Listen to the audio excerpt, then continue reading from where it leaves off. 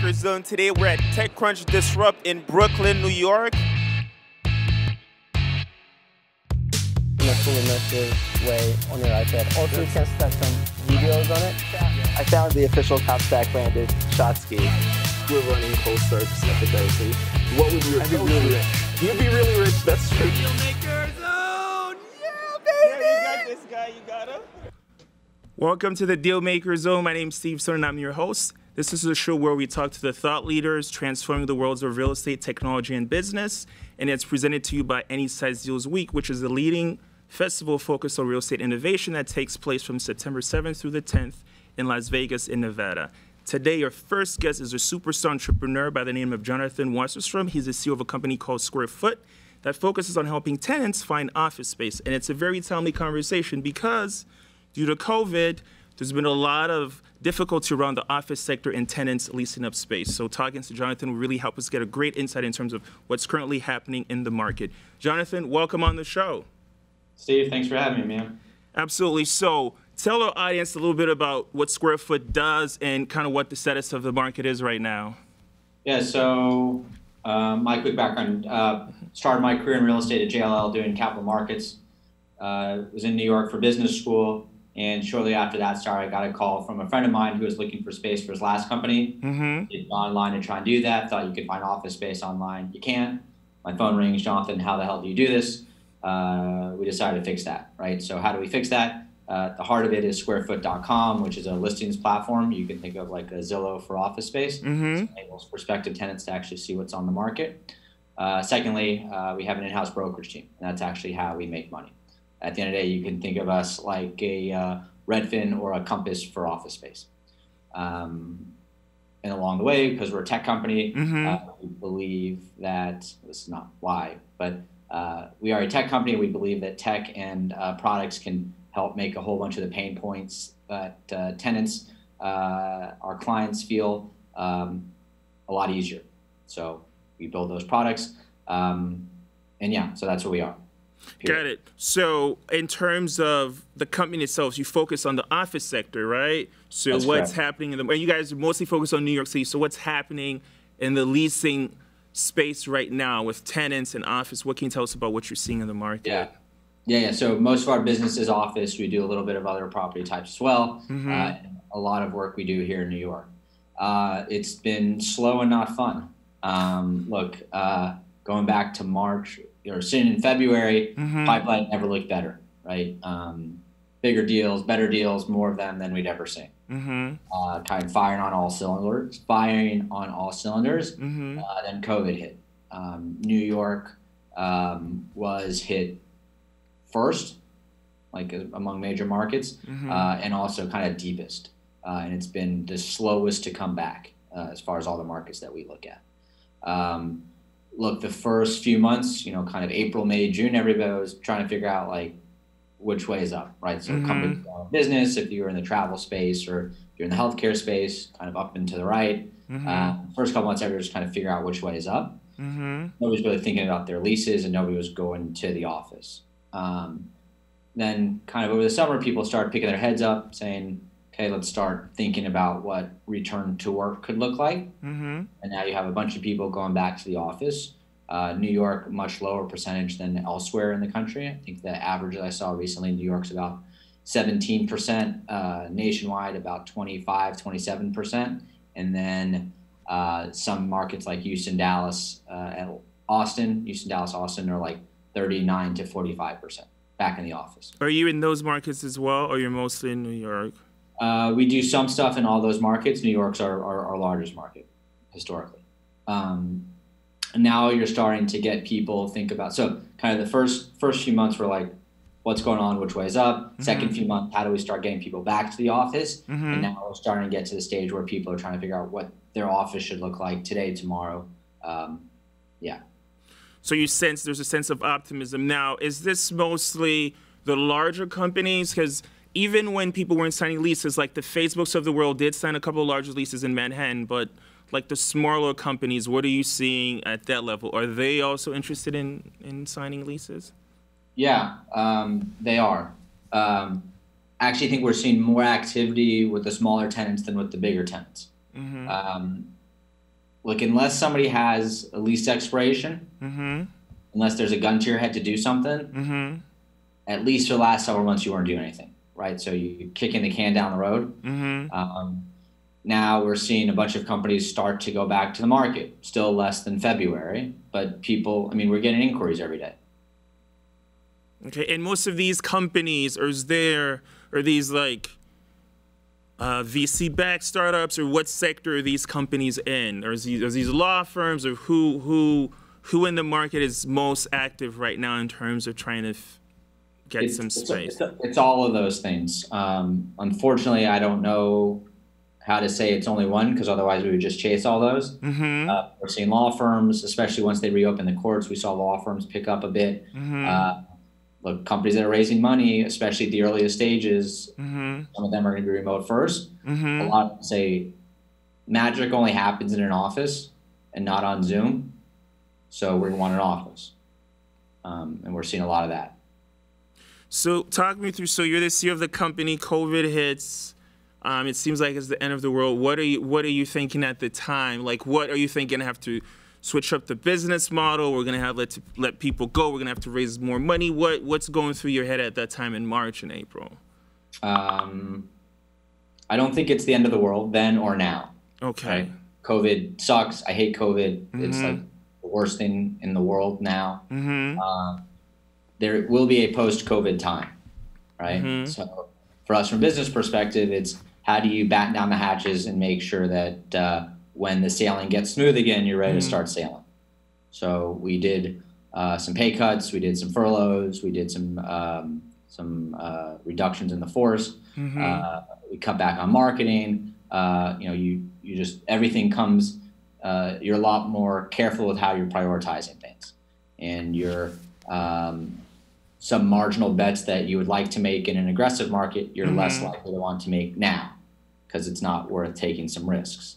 Because, by the way, in good markets, risks are, look, there's a thing called risk reward, right? Because without the risks, there's no reward. Correct. So, but it's now kind of playing that fine line to make sure you're still putting points on the board, still executing, still making sure that you can live to fight another day, but not making those kind of marginal, like, if this hits, then we're set. There's fewer of those types of bets you can be making right now. So talk to me about where you see the world after we get over this. What is it? What do you think people are viewing as it's a big deal, but it's not actually a big deal? And what do you think people should be focused on in terms of where we're going to go? Look, I think there's a lot of very real short-term concerns as it relates to safety about COVID. I'm not in my office today. I'm going to the office a lot less. I don't go to restaurants frequently anymore. Like, all the things that you should be doing, I'm not doing. Sorry, all the things you should be doing, I'm not doing. There will be a time, and it's not going to be January 1st, but I sure should hope it's also not January 1st, 2021, where COVID's in the rear view. And I think whenever that is, the new world looks a whole hell of a lot like the old world. So that's my question. So from an office sector perspective, do you think people take up less space, more space, people work remotely 50% of the time? Like, what does that world look like? Yeah, I think you'll have some companies that say they're remote first, whatever that means. And those people, I don't believe the average person wants to work from home, period. Right? So if you're remote first, then it just means that I can work for a company that's based in Chicago here in New York. And then the company in Chicago gets to say, oh, we hire all over the world, blah, blah, blah. But if I'm in New York, or I'm in whatever, Mexico City, because that's where I want to live, I don't think I'm working from home. I think I'm getting You think that person is going to like a flex space or somewhere physical to work with other colleagues or other people?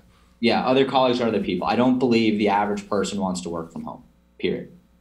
That doesn't mean that some people don't want to work from home. That doesn't mean that some people don't want to work from home some of the time. By the way, I'll put myself in that last bucket, right? We live in Westchester, which is a 34-minute train ride where we are to Grand Central. But I believe that, I mean, we've lived it for the last few months. When my executive team is all in the office together, we accomplish 17 times more than when we're all on Zoom together. So you first, from a productivity standpoint, it's a no-brainer. The office trumps Zoom.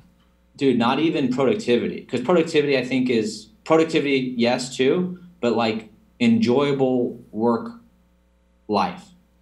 It's if hopefully you like where you work and you like being with your colleagues. That doesn't mean you like them more than your family. That doesn't mean you don't like your family. But hopefully you like the work you do with the people you do it. Otherwise, you should go get a new job. Correct. And if you like the work you do and you like the people you do it with, at least in my opinion, it's a lot more fun and enjoyable and also productive to be face-to-face, right? Now, I saw some stat the other day, unrelated to all this stuff, that said 65% of communication is nonverbal. Which means if you're remote, not in the same room, look, some portion of that, like you and I can see each other, right? Yeah. There's some mannerisms, like if you ask a question that's offensive, you might see me wince, right? That's nonverbal. You can't really see my body language. You can't see like if I'm wearing pants. Like there's a whole bunch of stuff that's lost in this. We're guessing you are. So. Yeah, I am. Too cold to not. So all that stuff gets lost if you're not face-to-face in the office. Now, that doesn't mean I need to be in the office every day. So, 3 days a week I'll work from home, two or 3 days a week I'll work from home, or from, get a flexible space in town here. And the rest of the time I'll be in the city, right? Because it's not just like that, what I do with my day job, but like, I was in the city last week, Tuesday, Thursday, and both nights I got dinner outside with one night friends and the other night business colleagues. Not from my office, like from professional friends, right? And that doesn't happen if I'm remote, and those are invaluable. So, yeah, period. That's why I'm not very bullish on the death of cities. I'm bullish on remote. I think there's a hybrid future that exists for all of us. Got it. And so to me, I've always been a person who never really liked going to the office. So I work for myself, so it doesn't really matter. But I always felt like, I can do both. I can show up to the office where I really need to, but if I don't need to be here for some specific, I don't want to be there. That's just my personality. The one thing that I do feel like the office trumps everything is when it comes to learning from colleagues, especially if you're a junior person, you don't have as much experience. It makes a huge difference being around people who know a lot more about the business than you do, and you really can't get that mentorship via Zoom, right? Because there's that whole experience of working on stuff together in the office. I think that's one of the main things why I still think the office, people being in a physical space makes a lot of sense. Yeah, look, I think there's a lot of, everything in life, the thing that people don't think about in any of the things that they say is that everything in life has pluses and minuses. Correct. Right? Office isn't perfect, work from home is not perfect, and remote is not perfect. Correct. And what you see some of these, I want to editorialize, some of these people talking about remote work as if it's like, holy shit, like nobody's ever thought about this before, and it's the single best thing, and they trumpet like all the benefits. But there's downsides to it. And by the way, like I'm mentioning the downsides of office, right? The commute sucks, and if I need alone time, where do I do that? But this notion of like perfect doesn't exist. No, it doesn't. And there's trade-offs. They absolutely are. So you guys have raised about $30 million, right? Through the yeah. So as a venture-backed company, what would you say is one of the biggest misconceptions when people think of venture-backed? What's something that they think is great but not necessarily, or something that should work but doesn't really work? They think money makes things easy, and they think I'm rich because of it. And neither of those things are true. So, and you started SquareFoot in 2012 or 2011? 2011. All right. So let's say almost a decade in, right? Who's counting? Yeah. So if you could go back and look at yourself with everything you know now, talk to yourself, that CEO Jonathan starting the company, what would you tell yourself is like, these are the two or three things that really matter, and these are the things that, it's not that big a deal in terms of running and building the company? It's really hard, so strap in. The bad things are never as bad as you think, and the good things are never as good as you think. And it's all fleeting, right? Not in a bad way, but like every given week, something really good happens and something really bad happens. So a combination of points 1 and 2, right, is you got to have an even keel, right? Because there's always something. And if you're not even keeled, you can't make it. right? Because the stresses are too much that if you don't know that there's light around the bend, it's not very pleasant. And to enjoy the ride and recognize it's a ride. Look, I don't run marathons, so I use analogies without even know what they mean. But you're like running a marathon. Here, you don't even know when the marathon ends. You're just running it, and you know you're in the middle of it, and you got to keep going. And people sign up to run marathons because they get a lot of enjoyment and fulfillment in running the race. And make sure you like running the race. How do you know that you're running a good race? You're doing well in the race. You look internally, definitely don't look externally, right? So actually we'll talk about marathon again. Like unless you're like a super competitive ultra marathon or whatever they're called, you're not trying to win the marathon. There's some dude from Ethiopia that's going to kick your ass. You are trying to do each time you run a marathon, run a little faster, right? People talk about their personal records, personal bests. So you keep getting better, right? Hopefully you don't make the same mistake twice. We make a lot of mistakes the first time. You just shouldn't make those same mistakes twice. You can tell, like, look, we're able to hire, like, the caliber of people we're able to hire today, people I couldn't dream about hiring in 2012. That's a good way to look at it. The clients that work with us, the products that we build, couldn't even think about doing in 2012. So those are all good kind of internal metrics to say, hey, you guys are doing a good job here. Got it. And how do you want to see SquareFoot, same thing, a decade from now or 5 years from now? What are you all over the country, all over the world, mostly like, what does that look like for you to like, yes, this is the vision that I have and we've done it? Yeah, man. Look, I've never been more bullish about the next 5 or 10 years than I am today. The next 5 months are not going to be the most fun 5 months of my life. But across industries, you've seen technological adoption happen slowly but surely. And in COVID times, you've seen a bunch of industries that have been reluctant to do that. All of a sudden, did that. And people talk about 5 years of progress is now in 5 weeks. Correct. And you're seeing that, I believe, in commercial real estate. But we just the market hasn't opened yet to see the fruits of that. And we'll be very well positioned to do that. And we'll do that here in New York. We're going to open up a few more markets early next year and then keep growing. Because what we have now is actually a once in a generation opportunity to build the commercial real estate company the next generation, right? Market dislocations, if you have the means and know what you're doing, are the best time to be doing things. That makes a lot of sense. I'm going to switch up a little bit. So you've started investing as well in other startups, right? Yeah. And you recently launched a rolling fund. Can you tell our audience what a rolling fund is, how it differs from a traditional venture fund? Yeah. Rolling fund, the biggest difference between a rolling fund and a traditional fund is that each quarter is its own entity. So we're raising for this quarter. We're going to do 10 deals in Q4. Come January 1st, no new deals enter and no new LPs enter. So that fund is signed, sealed, and delivered, and a new fund opens up in Q1. And you do that, and that's why they call it rolling. Benefits to everybody is that you can add LPs, right? So, and I can talk about on an ongoing basis. Yeah. So you like what I'm saying, and you see the awesome deals we did in Q4, and you're like, okay, I'm in. So you can invest next quarter. Whereas traditionally, fundraise is like, you raise a 10-year fund and you're kind of deploying capital for the first 2 or 3 years and then raising a subsequent fund. So if the day after close, you talk to that guy who raised the fund, you say, Sally, it's really cool you're doing. I'd love to invest. Sally says, oh man, I really appreciate your kind words. Let's talk in 3 years when we raise the next fund. I can do that tomorrow.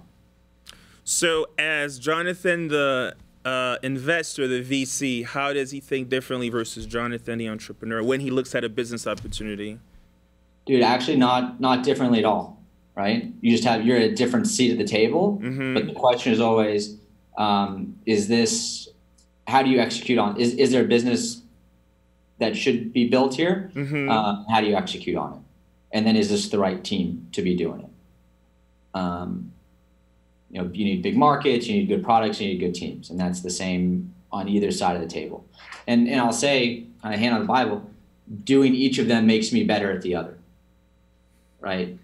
Running my day job makes me a better investor, and being an investor makes me better at my day job. How does that work? Why do you think that is? You see new business models, you see the same types of business model applied to other industries, other verticals. You see what works, you see what doesn't. Look, I get to spend a bunch of time with a lot of CEOs, and there's a lot of just like this, knowledge sharing about hiring, about building a business, about everything. And that's all great. And conversely, you know, some of the companies we invest in, the CEO is a lot more experienced than me. A bunch of them, the CEO is a lot less experienced than me. In that latter bucket, they get to call me at 11:30 on a school night and say, "Hey, Jonathan, I'm dealing with this thing. What would you do?" And I say, "I don't know what I would do, but I'll tell you how I think about it." And that's really helpful for them. And look, it's really helpful for me too, thinking about other problems.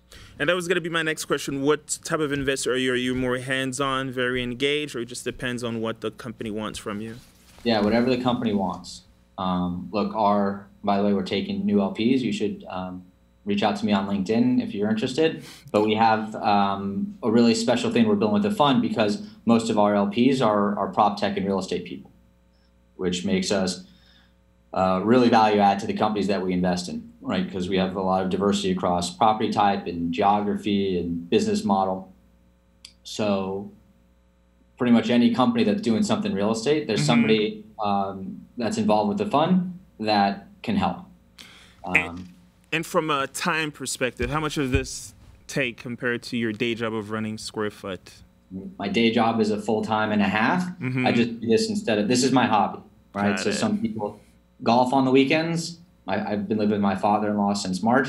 He goes to golf on a Saturday morning. I have coffee. I play with my 6-month-old kid. I open up my laptop and I do this for 5 hours instead of golfing for 5 hours. Got it. It's a very lucrative hobby. Could be a very lucrative hobby. I'm learning a ton. I'm having a lot of fun. By the way, now that I have LP capital, I'm a fiduciary, and I hope we all make a lot of money. That's it. That's the right idea. What do you think of SPACs? I think they make sense for the right company at the right time, just like any other financing source. Look, we were talking about there's no like perfect thing that exists for anything.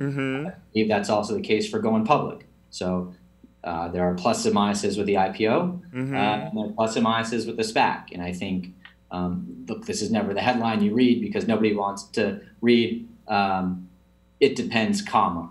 Yeah. People want the best thing in the world or, oh my God, this is how you die. But somewhere in between. That is true. And I was asking about it because Tishman has a SPAC, Sam's Elder, a lot of companies, and obviously they're all looking at prop tech firms, right? Yeah. So if we launched one last week, I think. Who launched one last week? CBRE? 400 million, right?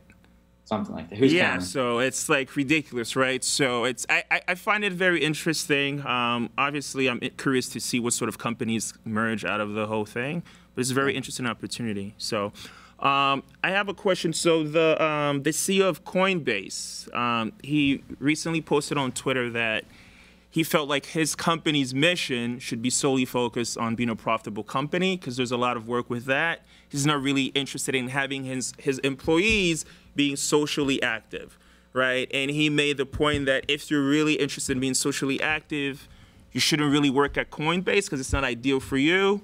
And they offered buyouts to some employees, and some employees left. And the CEO of Twitter, he was on the other side of it. He was like, no, people should be whoever they are. If they can work for a company, it doesn't mean if they work for a company, they can't express whatever social views they have or be engaged.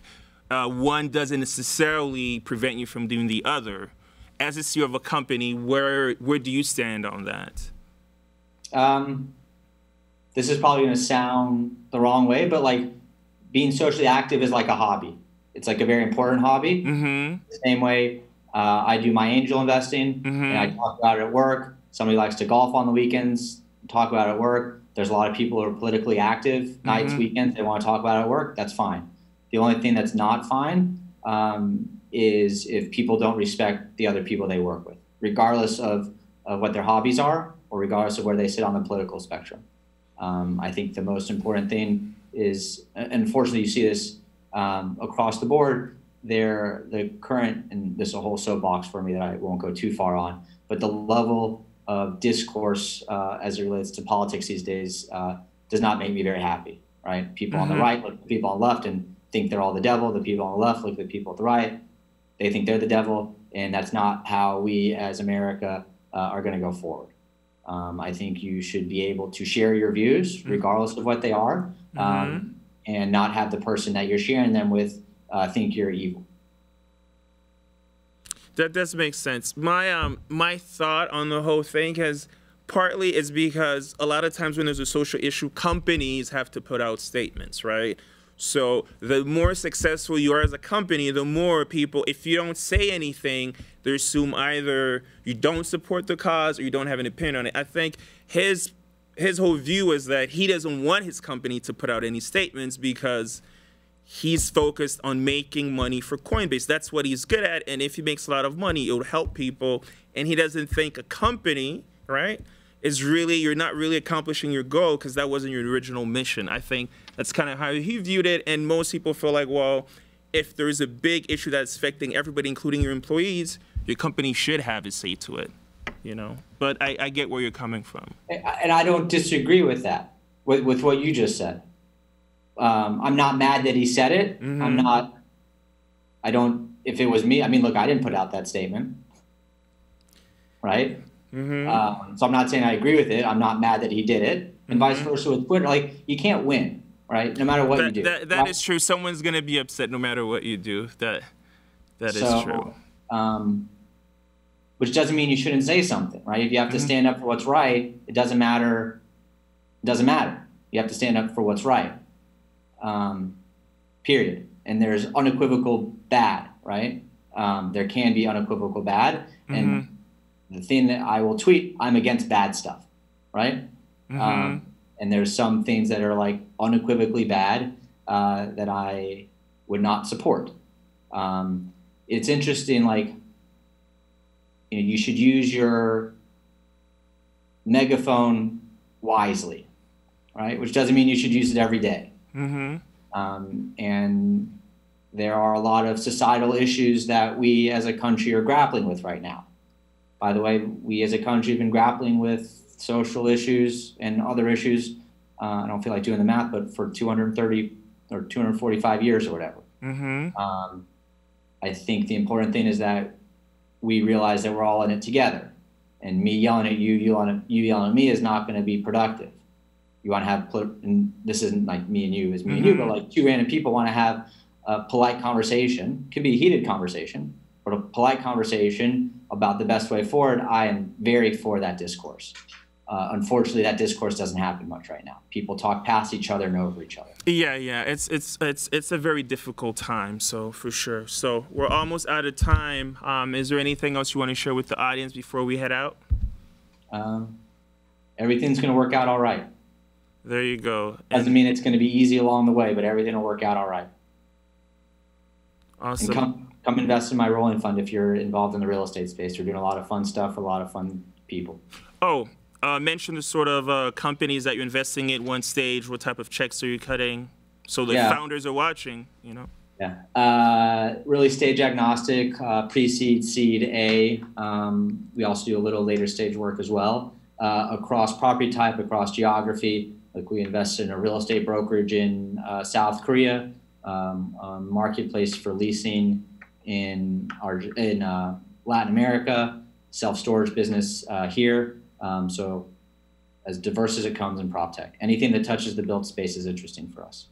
Awesome. Well, Jonathan, thank you so much for being our guest. And that's the Dealmaker Zone for this week. As I mentioned earlier, the show's really focused on talking to thought leaders that are transforming the world of real estate, business, and technology. And we look forward to having more interesting guests in the following weeks.